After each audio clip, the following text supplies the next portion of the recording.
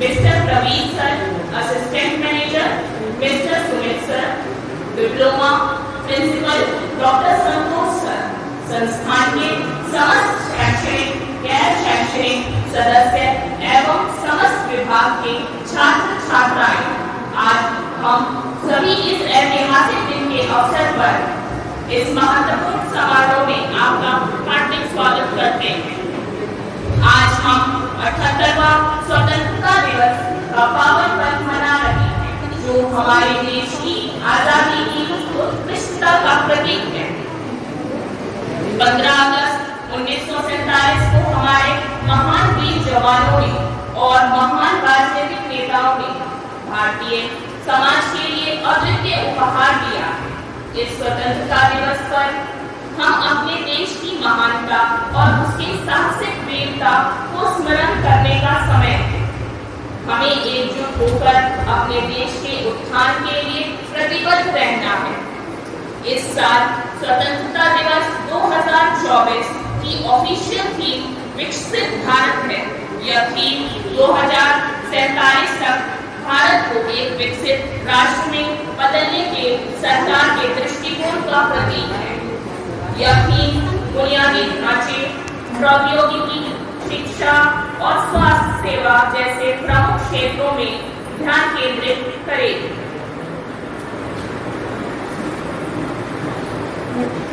अब समय है हमारे विद्यार्थियों की अद्भुत प्रस्तुतियों का। वे अपने नृत्य, गीत और कविताओं के माध्यम से हम भारतीय संस्कृति, विविधता और हमारे महान देश के प्रति अपनी जिम्मेदारी को साझा करेंगे। हमारी पहली प्रस्तुति है सोलो डांस, जो डीएलएड की छात्रा सीमा द्वारा प्रस्तुत किया जाएगा।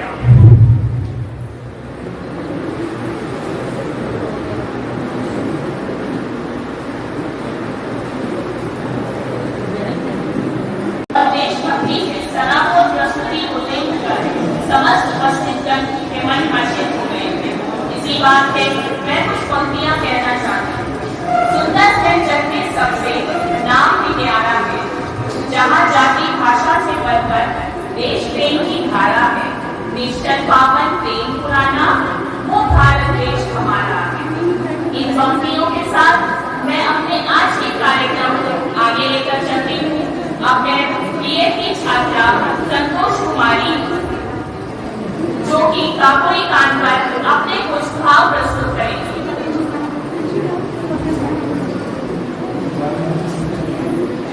आचार्य जी, उपप्रधानाचार्य, प्रबंधक महोदय, अतिथिगण और समस्त शिक्षकगण और मेरे प्रिय बड़े भाई बहनों को मेरा नमन है। आज हमारा देश अपना 78वां स्वतंत्रता दिवस मना रहा है। भारत देश को यह स्वतंत्रता दिलाने के लिए अनेक क्रांतिकारियों ने समय समय पर अनेक प्रकार के आंदोलन किए। उन्हीं में से एक आंदोलन था काकोरी कांड। काकोरी कांड कर वीरों ने गौरव की नींद उड़ाई थी। काकोरी कांड कर वीरों ने गौरव की नींद उड़ाई थी। भड़क उठी थी आज देश में, भड़क उठी थी आज देश में नई क्रांति आई थी। भड़क उठी थी आज देश में नई क्रांति आई थी। काकोरी के कांड भारतीय स्वतंत्रता संग्राम में एक अत्यंत चर्चित घटना रही है। इसमें क्रांतिकारियों द्वारा ब्रिटिश राज के विरुद्ध युद्ध छेड़ने की इच्छा से हथियार खरीदने के लिए ब्रिटिश सरकार द्वारा पैसा लूटने की एक ऐतिहासिक घटना रही है, जो 9 अगस्त 1925 को घटी। हिंदुस्तान पटकर एसोसिएशन के 10 क्रांतिकारी सदस्यों ने इस पूरी घटना को अंजाम दिया, जिसमें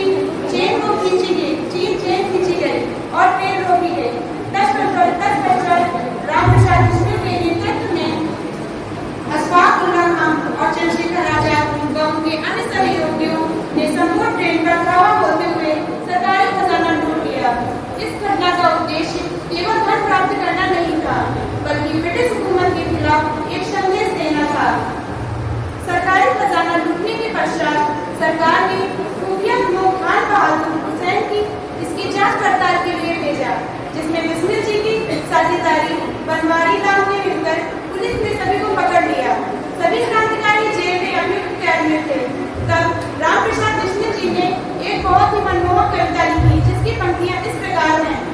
मेरा रंग दे बसंती चोला, ओ मेरा रंग दे बसंती चोला, इसी रंग में रंग सिवाने माँ का बंधन खोला, यही रंग हल्दी घाटी में था प्रताप ने घोला, नौ बसंत में भारत के हित वीरों गाया टोला, इस मस्ती में पहन के निकला यह बसंती चोला, मेरा रंग दे बसंती चोला, माँ रंग दे बसंती चोला।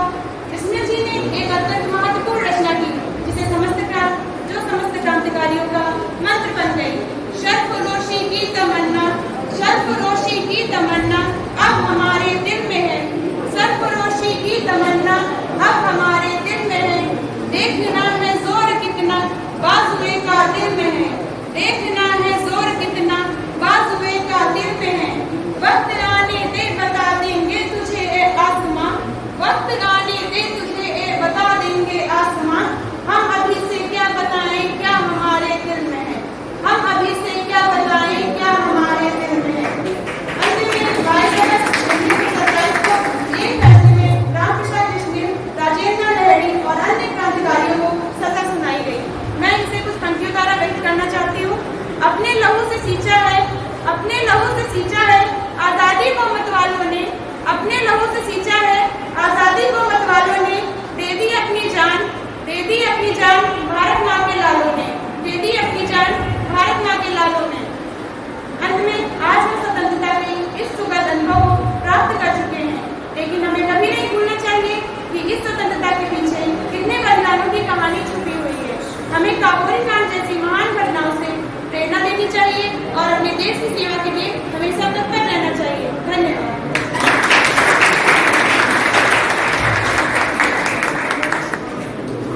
धन्यवाद सर को। इस कार्यक्रम को आगे बढ़ाते हुए मैं बुलाना चाहूंगी बीकॉम की छात्रा स्मृति मिश्रा को, जो एक कविता के द्वारा हम सब में देशभक्ति के भाव को जगाएंगी। मेरा नाम स्मृति मिश्रा है और आज हम बैठे हैं तो एक शायरी से शुरुआत करूंगी, फिर मेरे पास 2 कविता है। तो शायरी ऐसी है कि आओ छुपकर सलाम करें उन्हें जिनके हिस्से में यह मुकाम आता है, आओ छुपकर सलाम करें उन्हें जिनके हिस्से में ये मुकाम आता है, इतने खुश नसीब है वो लोग जिनके खून बदलने का काम आता है, जिनका खून बदलने का काम आता है। और मैंने कभी रचना की कविताओं की मैं कविताएं लिखी हूँ, जगह जगह परफॉर्म करती हूँ। तो मेरे पास आज 2 खत हैं। एक सैनिक ने अपनी पत्नी को लिखा है क्योंकि वो जंग के लिए जा रहा था, वो कुछ कह नहीं पाया, कुछ देखना नहीं पाया। तो उसने लिखा कि सुनो शायद अब मैं लौट के ना आता, और अगर आया भी तो एक केसरी रंग के कफन साथ लाऊंगा, और तुम रोना मत, और मेरे ऊपर जो गर्व है वो खोना मत, और सुनो माँ से कहना कि अब तो दरवाजे पर खड़े हो मेरा इंतजार न करें, और माँ होकर मुझे माँ के लिए शहीद होने के लिए मना न करें, कि मैंने इस गली मोहल्ले में काफी वक्त गुजारा है, और सुनो उनके लिए अब मेरा खबर ही आगे सहारा है। कहते हो तुम मुझसे पहला हक तुम्हारा है, तो माफ करना एक फौजी के लिए सबसे पहले उसका वतन दिया, तुम अपने माथे का सिंदूर मत हटाना, मैं मरा नहीं सिर्फ शहीद हुआ, तुम्हारे दिल में मैं अभी जिंदा हूँ, माफ करना कि मैंने तुमको एक बात लेके किस्सा नहीं बताया था कि जब मैं 14 साल का था तब मैंने बदन के लिए अपना दिल लुटाया, उस तिरंगे में देखा तो मेरी याद आई, क्योंकि मैं उसने अपनी आवाज सच कहूँ तो मैं मिट्टी की कीमत जानता हूँ, इसीलिए ये खत लिखने जा रहा हूँ, इसलिए ये खत लिखने जा रहा हूँ। बहुत साल हो गए बेटा जब से वापस नहीं आया, तो माँ लिखती है कि देखो बेटा एक और दिन गुजर गया लौट आओ, देखो बेटा एक और दिन गुजर गया लौट आओ ना, तेरी माँ को कितनी याद आ रही है।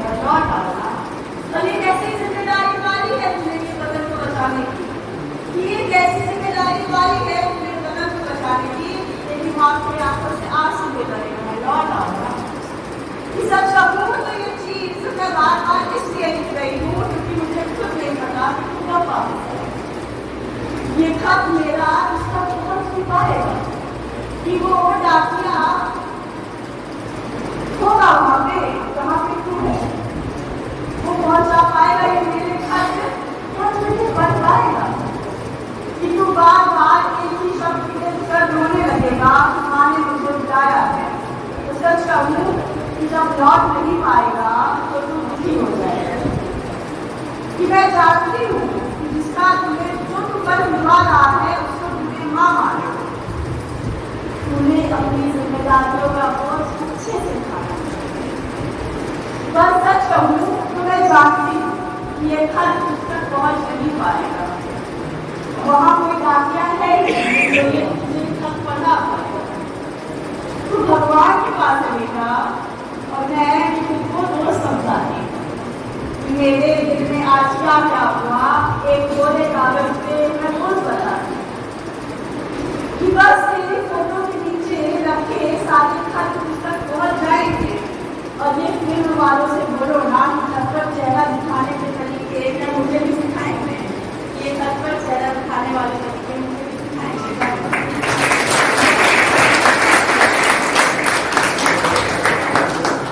धन्यवाद स्मृति। सब कहते हैं मुझे वहाँ जाना अच्छा लगता है, मुझे यहाँ जाना अच्छा लगता है, पर मैं कहती हूँ मैंने ढूंढा बहुत वो जहाँ न मिला। मेरे वतन जैसी ना जमीन ना कोई आसमां मिला। इन्हीं पंक्तियों के साथ मैं अब आगे के कार्यक्रम बढ़ाना चाहती हूँ। अब मैं बीएड की छात्रा अंशिका जो कि देश रंगीला पर नृत्य प्रस्तुत करेगी।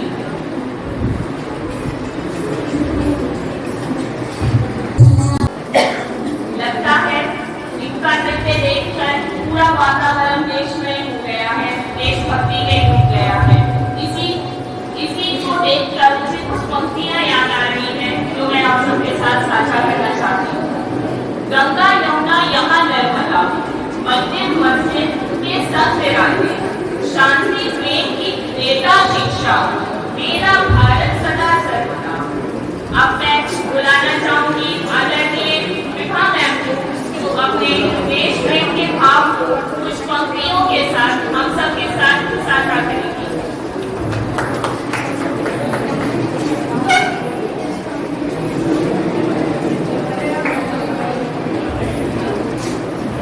स्वतंत्रता दिवस पर सभी को हार्दिक शुभकामनाएं प्रेषित करती हूँ और जो कि बुलाया गया है इसलिए मैं कुछ प्रस्तुत करूँगी।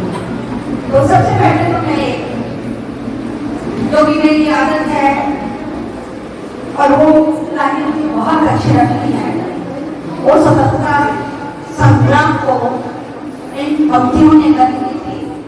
और एक तरफ हमारे जवान सर्वोपरि का बोलना करा रहे थे तो दूसरी तरफ हमारे साहित्यकार अपनी लेखनी से समाज को सरल कर रहे थे। भारतवासियों के अंदर जज्बे आजादी भर रहे थे। तो सुनिएगा एक बहुत ही महान कवि की पंक्तियां हैं। भरा नहीं जो भावों से, भरा नहीं जो भावों से, बहती जिसमें रसधार नहीं। भरा नहीं जो भावों से, बहती जिसमें रसधार नहीं। वो हृदय नहीं है, वो हृदय नहीं है, पत्थर है। वो हृदय नहीं है, पत्थर है, जिसमें स्वदेश का प्यार नहीं, जिसमें स्वदेश का प्यार नहीं। तो बहुत आवश्यकता है वर्तमान में समसामयिक परिस्थितियों को देखते हुए इस बात की बहुत जरूरत है कि हमारे दिल में देश की आजादी तो मिली है हमें, लेकिन उसके संवर्धन संरक्षण के लिए आपके अंदर देश के प्रति जज्बा होना चाहिए। अब चार और पंक्तियां मुझे बहुत पसंद आती हैं, सुनिएगा। हिमाद्री तुम श्रेणु से, हिमाद्री तुम श्रेणु से प्रबुद्ध शुद्ध भारत। हिमाद्री तुम श्रेणु से प्रबुद्ध शुद्ध भारती, स्वयं प्रभा समुज्जला,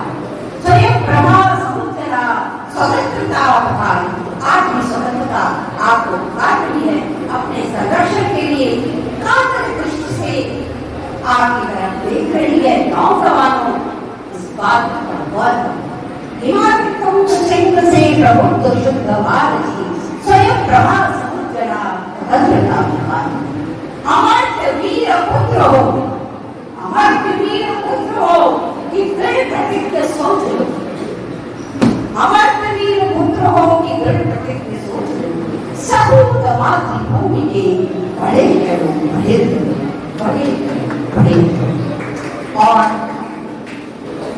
आपको ये संदेश देते हुए कि आज भी आप आजाद तो हैं मगर किसी चीज को पाना बहुत आसान होता है उसे बनाए रखना उसका संरक्षण करना उसका संवर्धन करना बहुत ही कठिन होता है।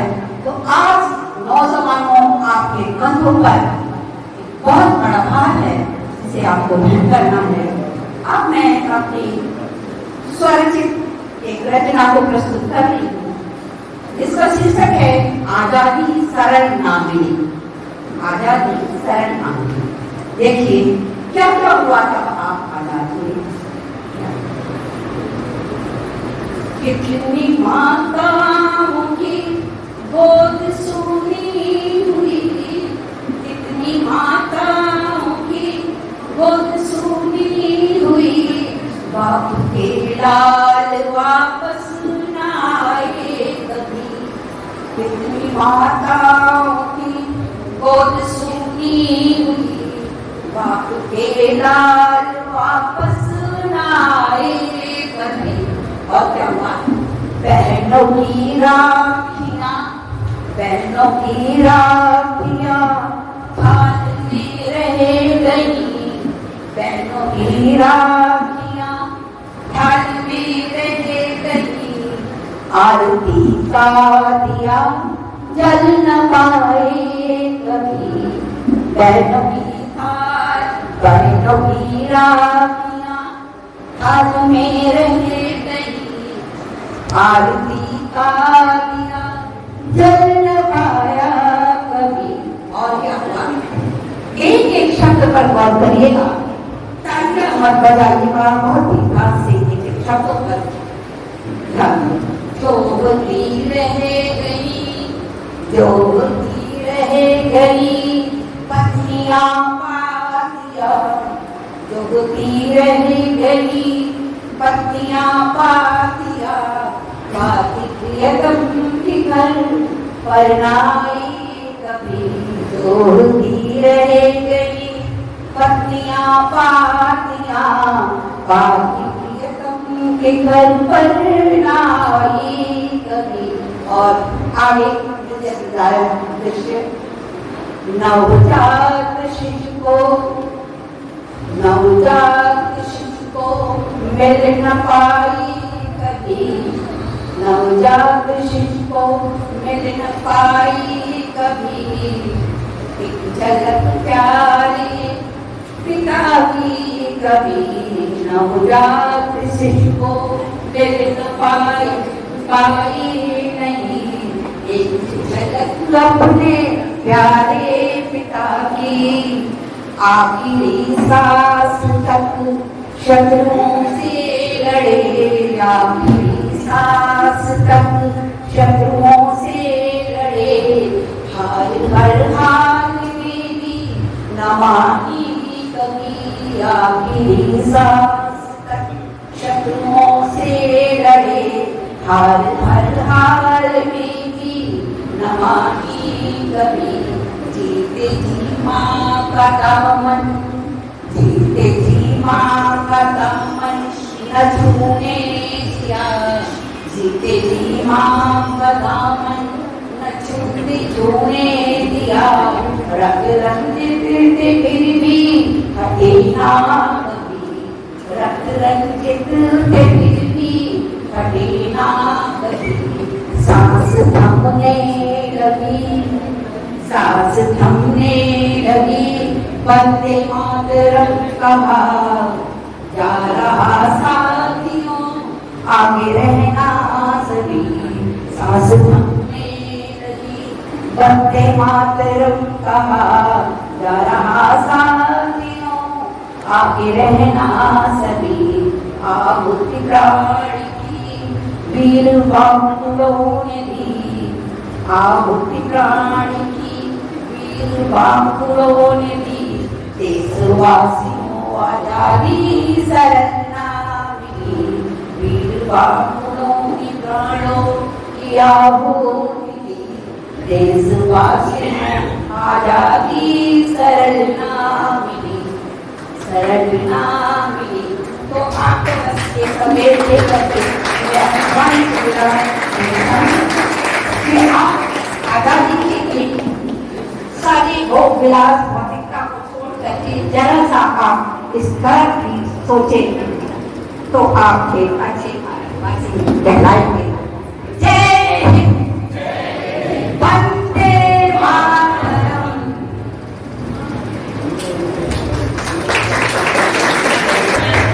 आपने इतनी सुंदर पंक्तियों के साथ अपने देश प्रेम को हम सबके साथ साझा किया। अब मैं इस कार्यक्रम को आगे बढ़ाते हुए आगे बुलाना चाहूंगी बीए की छात्राएं मुस्कान और अंशिका को, जो ऐसा देश है मेरा गीत पढ़ने से प्रस्तुत करेंगे,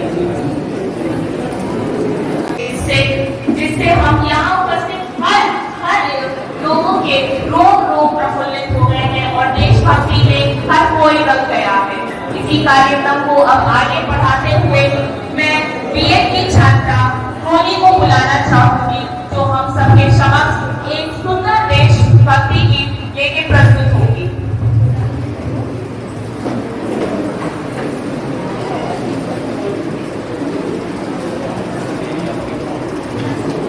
आदरणीय प्रधानाचार्य जी, प्रधानाचार्य जी, कविता महोदय, शिक्षकगण और मेरे प्यारे बहनों को मेरा प्रणाम।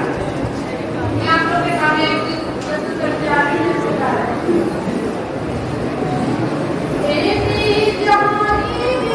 सदा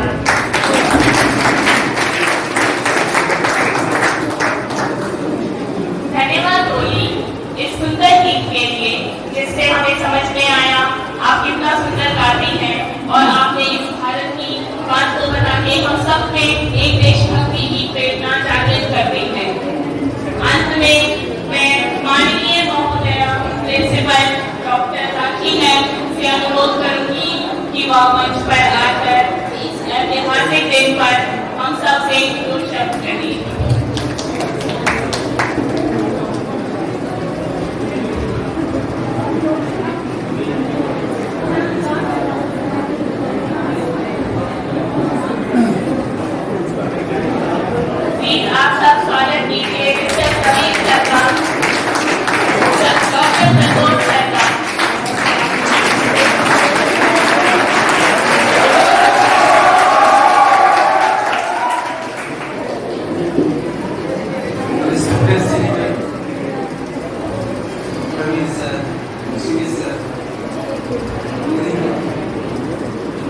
हमारी फैकल्टी मेंबर्स, स्टाफ मेंबर्स और हमारे प्यारे स्टूडेंट्स,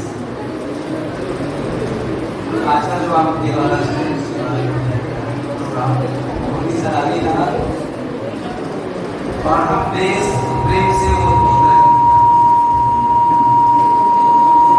स्वतंत्रता दिवस मनाते हैं, गणतंत्र दिवस मनाते हैं इस आशा के साथ कि जो धरोहर हमें हमारे पूर्वजों ने दी है तमाम लड़ाइयाँ रखकर उनको सजो। लेकिन एक बिंदु है कि कोई राष्ट्र तब तक पराजित नहीं होता जब तक वो अपनी संस्कृति को, अपने पारिवारिक ताने बाने को, अपने सामाजिक ताने बाने को सजो रखता है।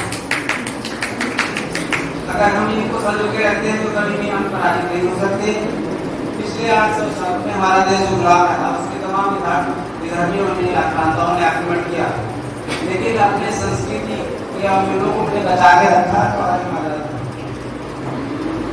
आज भी कुछ ताकतें लगी हुई है कि कुछ धर्मी है, कुछ अत्याचारी है, वो चाहते हैं कि हमारे देश में अस्थिरता उत्पन्न हो, जैसा कि आप देख रहे हैं बांग्लादेश में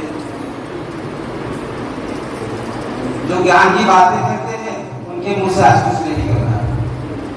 मानवता की हत्या हो, चाहे वो इजराइल हो, चाहे वो फिलिस्तीन हो, चाहे बांग्लादेश हो, चाहे यूक्रेन हो, चाहे रशिया हो, हर जगह मानवता की हत्या हो रही है। कोई शासन करने के लिए अत्याचार नहीं है और हम अपने अपने ज्ञान देते रहते हैं, कहीं चाहे फिलिस्तीन करते रहते हैं, कहीं चाहे बांग्लादेश करते रहते हैं। इन सारी चीजों से हमें परे होकर खासकर हम भारतवासियों अपने आप को संगठित करना है और जो हम पारिवारिक ताने बाने से, सामाजिक ताने बाने से बहुत ज्यादा दूर होते जा रहे हैं, सेल्फिश होते जा रहे हैं, उसको फिर से सजोए और आज को एक बनाए, तब जाके हमारे ऊपर कोई भी आक्रांता है, कोई धर्मी आक्रमण नहीं कर सकता, हमारे संतान को नष्ट नहीं कर सकता। जय हिंद।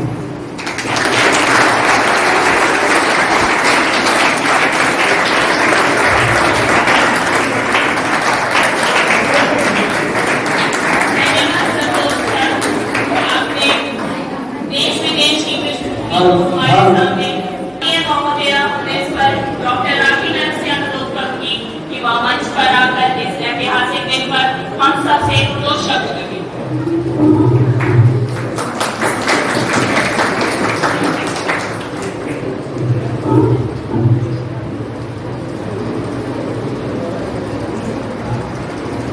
आप सभी को स्वतंत्रता दिवस की हार्दिक शुभकामनाएं।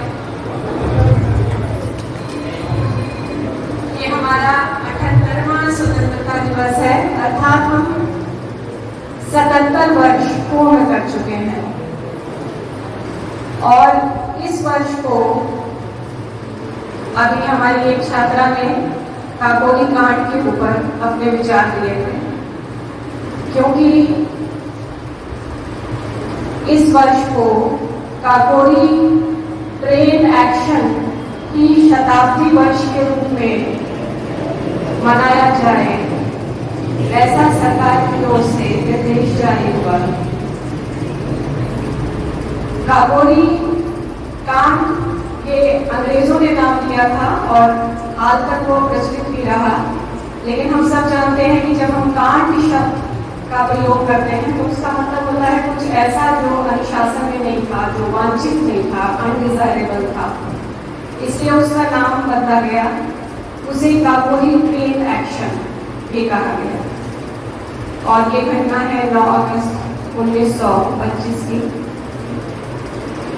इस पूरे वर्ष को उसके शताब्दी वर्ष के रूप में मनाते हुए अलग अलग संस्थानों में, अलग अलग स्तर पर उससे संबंधित कार्यक्रमों का आयोजन हो, ऐसी अपेक्षा की गई है।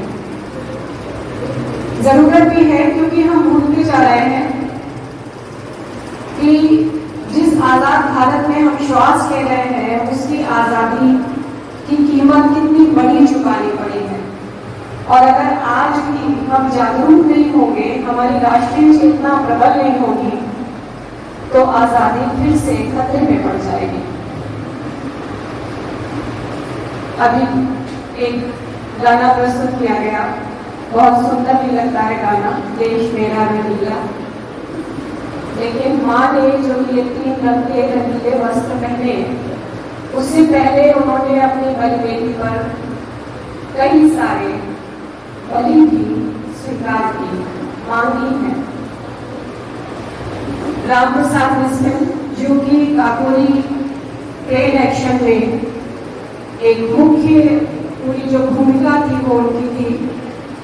उन्होंने काकोरी प्लेन एक्शन के बाद जब सभी क्रांतिकारियों को पकड़ लिया गया था और जेल में बंद कर दिया गया था, उस समय शुरू में पंडित बिस्मिल ने अपनी पैरवी पूरी की, लेकिन वो इतनी प्रभावी पैरवी कर रहे थे कि ये भय होने लगा कि अगर इसी तरह से चला तो ये क्रांतिकारी सब छूट जाएंगे। इसलिए सरकार ने उनकी स्वतः पैरवी की मांग को अस्वीकार कर दिया और उनसे कहा कि आप एक बार अपना पूरा पक्ष जो है वो लिखित में दे दें और अब आपकी ओर से, आप सभी क्रांतिकारियों की ओर से एक अलग वकील लगाया जाएगा। तो पंडित बिस्मिल ने कुछ पेज और पेन अपने जेब में मांगे थे, उसमें से उन्होंने बहुत कम पेपर अपनी पैरवी को लिखने के लिए इस्तेमाल किए, क्योंकि वो जान रहे थे कि उसका कोई प्रभाव नहीं होगा, सजा पहले से निश्चित है। लेकिन उसके जो अधिकांश पेपर थे उसमें उन्होंने अपनी रचनाएं लिखी और उसमें उन्होंने अपनी आत्मकथा भी लिखी। उनकी वो आत्मकथा आज ऑनलाइन अवेलेबल भी है। आप सबसे अनुरोध है कि उस आत्मकथा को जरूर पढ़ें। जेल में बंद रहते हुए उसी की कुछ पंक्तियां जो उन्होंने उस समय कही कि फांसी का फंदा मेरे सर पर झूल रहा है।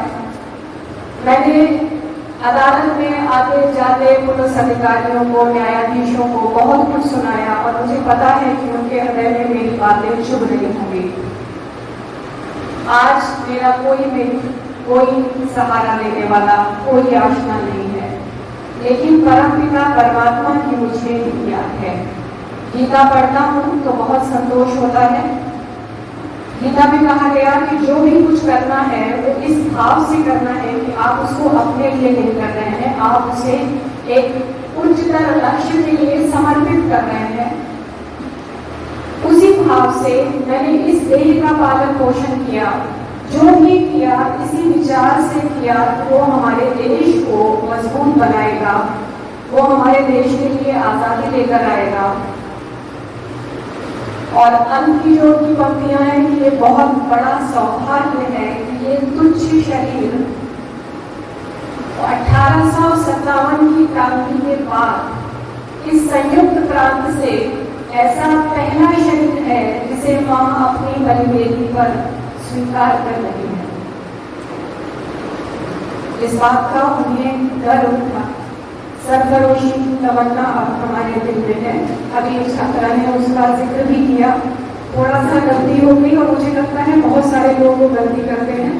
वो ये समझते हैं कि इन्हीं की लिखी हुई कविता है, क्योंकि उसके साथ ही बिस्मिल नाम लिखा होता है, लेकिन वो एक उर्दू के कवि थे, बिस्मिल अजीमाबादी, जिन्होंने सरफरोशी की तमन्ना ये लिखी थी, ये रचना लिखी थी। ये अलग बात है कि राम प्रसाद बिस्मिल और क्रांतिकारियों पर जब मुकदमे चल रहे थे और काकोरी की जो घटना है ट्रेन एक्शन की, वो हम सबके बहुत निकट है, क्योंकि काकोरी यहाँ से बहुत निकट का रेलवे स्टेशन है। हमने उस रूट पर बहुत ट्रेवल किया है और जब भी ट्रेन उस स्टेशन पर रुकती थी तो एक रोमांच सा हो जाता था वही घटनाक्रम याद करके कि ये एक रात्रि को यही भूमि कितनी बड़ी घटना की साक्षी बनी। बड़ी घटना इसलिए क्योंकि उन सबको पता था कि वो जो कर रहे हैं उसके बाद उनको अपनी जान देकर ही कीमत चुकानी पड़ेगी, लेकिन तब भी सिर्फ इसलिए कि हम अंग्रेज सत्ता को चुनौती दें। एक निराशा थी चौरी चौरा कांड के बाद हम लोगों में कि ऐसा लग रहा है जैसे हम कुछ कर ही नहीं सकते। उस निराशा में ऐसा ब्रिटिश सरकार को ना लगे कि जब भी भारतीय अपनी आवाज उठाएंगे तो हम गोली चलाएंगे और उनका हर आंदोलन पीछे हो जाएगा। उनको चुनौती देने के लिए उन्होंने इस घटना घटना को अंजाम दिया। सिर्फ 10 क्रांतिकारियों ने रात के उस अंधेरे में, अभी भी कहीं कहीं उस घटना को विस्तार से दिखाया जाता है। जब देखो तो रोंगटे खड़े हो जाते हैं कि कैसे सोचा, कैसे 10 लोगों ने ये सोच लिया कि वो ब्रिटिश खजाना लूट लेंगे, और उसको उन्होंने करके दिखा भी दिया। अंजाम सभी को पता था। उनमें से 4 क्रांतिकारियों को फांसी की सजा हुई थी। रामप्रसाद बिस्मिल, अशफाक उल्लाह खां, ठाकुर रोशन सिंह और राजेंद्र लाहिड़ी। आप ये भी देखिए कि यहाँ जाति का, धर्म का कोई अंतर नहीं था। अपनी बलि देने में कोई पीछे नहीं था, क्योंकि प्रश्न यहाँ भारत माँ का था, जिसकी सब समान रूप से संतानें हैं।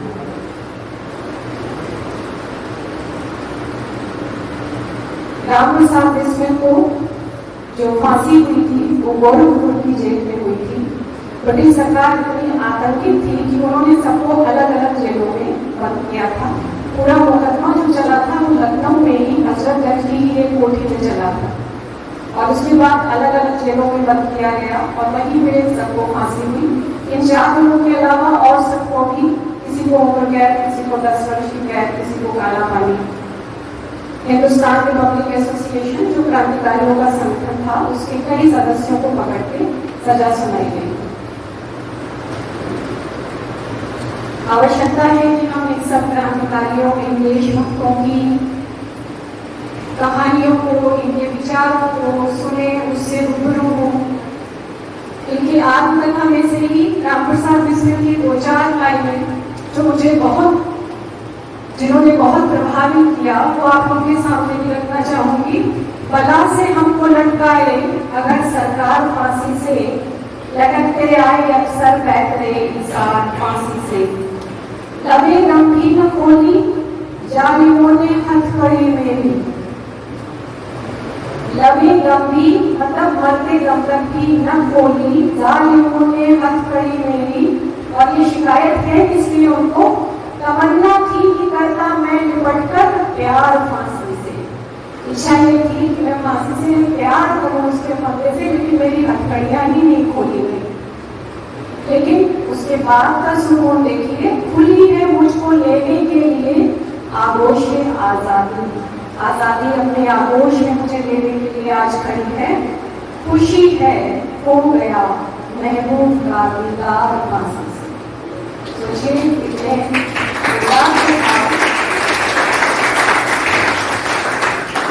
हम भी अपने देश को अपना महबूब समझ पाए, उसके लिए मन धन तन प्राण से उसकी सेवा कर पाए। वही राष्ट्रीय चेतना हमें विकसित हो कि उन वीरों ने हमें देश आजाद करके दिया और हम इसको विश्व गुरु बनाए, एक नई ऊंचाइयों पर पहुंचाए। इसी शुभकामना के साथ आप सबको स्वतंत्रता दिवस की फिर से शुभकामनाएं।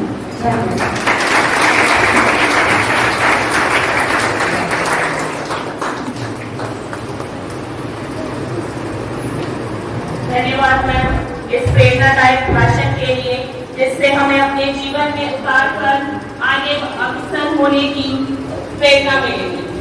जिस प्रकार मैम ने अभी कहा कि हमने सभी देश के आजादी के लिए बिना जाति धर्म के सोचे हुए सब एकजुट होकर आगे आए, उसी प्रकार हम सबको भी अभी एक साथ मिलकर अपने देश की प्रगति के लिए, एकता और अखंडता बनाने के लिए सबको एक साथ आगे आना होगा, जिससे हमारा भारत विश्व में नंबर 1 पे, सबसे प्रथम पे ऊंचाइयों को छू सके और विकासशील से विकसित देश की ओर अग्रसर हो सके।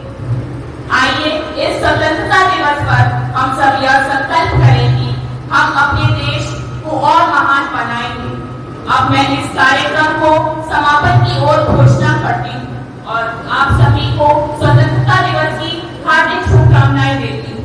जय हिंद।